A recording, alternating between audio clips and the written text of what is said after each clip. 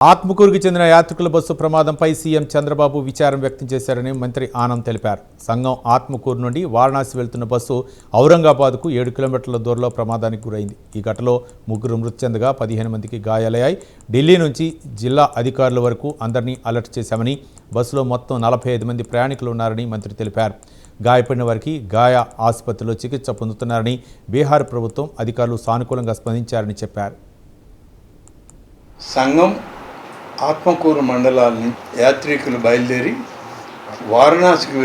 వారణాసికి వెళ్ళేప్పుడు బీహార్ రాష్ట్రంలో ఔరంగాబాద్కి దగ్గరగా ఒక 7 కిలోమీటర్ల దూరంలో లారీతో కొల్యూషన్ అవ్వడం వల్ల ఒక ఘోర ప్రమాదం. ఈ ఘోర ప్రమాద సంఘటనలో 3 చనిపోయినట్లు, 15 మంది యాత్రికులు గాయపడి ఆసుపత్రిలో చికిత్స పొందుతున్నట్లు మాకు సమాచారం. దాదాపుగా పొద్దున 5ంటికే నాకు సమాచారం రావడం జరిగింది. వచ్చిన వెంటనే జిల్లా కలెక్టర్ గారు, నెల్లూరు జిల్లా కలెక్టర్